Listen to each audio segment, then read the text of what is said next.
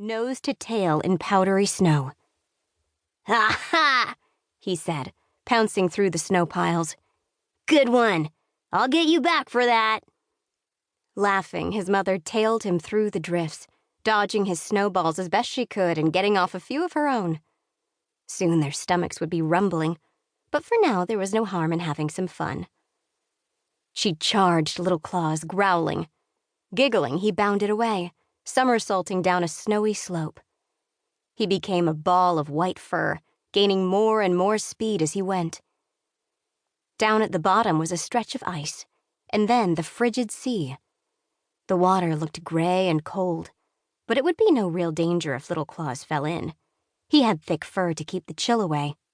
Though he hadn't really learned to swim, he could paddle a few feet back to shore with no problem. It was something else that made Big Claus's heart seize. Standing at the horizon was a dark figure, totally still, and Little Claus was rocketing toward it. Little Claus belly flopped onto the ice at the bottom of the hill, giggling. "Get down here, Mom! That was so great!" She stood up on her back legs and stared at the figure. It looked like a man. She'd seen them on the decks of ships, but humans were never on foot this far north. This was a land of animals only. Big Claus wanted to cry out to her cub, but didn't want to attract the stranger's attention. She started down the slope. Little Claus didn't seem to notice the human. He was busy plowing through fluffy snow, making tunnels and sprays of powdery white. The figure held still, making no move to approach. It was definitely a human. A tall one, Big Claus could see now that she was closer. And here was the strange thing. He was wearing a hat made of white fur. She'd never seen such a thing.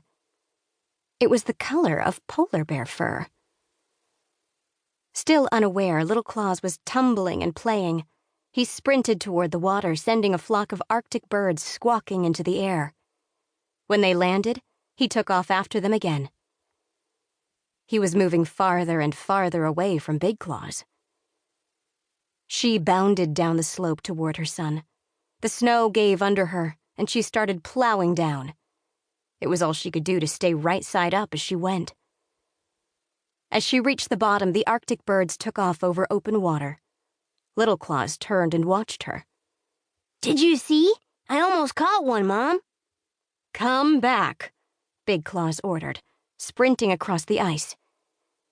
She noticed something strange separating her from Little Claus. A black line. Not a crack, but something laid on top of the ice. It led to a device the man in the white fur hat had down by his feet.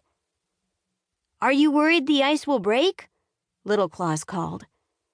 He hopped into the air and back down on the frozen ground, sending seawater sloshing over the sides. "Because I checked it just like you taught me to. It'll hold me." Big Claus tossed her head in the direction of the man in the white fur hat. "We're not alone." "Really?" Little Claus said, tottering on his back legs as he peered around. "I don't see anyone." "It's because you're too small," Big Claus said as she continued toward her son. "But you'll just have to trust—" The man in the white fur hat leaned over his device, and then there was a distant click. The dark line that had been laid on top of the ice roared and burst into light. The air boomed, snow and ice spraying up all around Big Claus. She shielded her eyes and managed to stay upright under the blast. When she uncovered her face, she saw that the explosion had kicked so much frost into the air that she couldn't see more than a few feet in front of her. She roared and lunged to her cub despite the ice spray that still clogged the air, that stung her nose and bit her lungs. When enough of the air had cleared, she could finally see what had happened to Little Claus. She pulled up short and groaned. He'd been knocked to the ground by the blast. He struggled to get to his paws, his eyes wide with fear. "Mom!"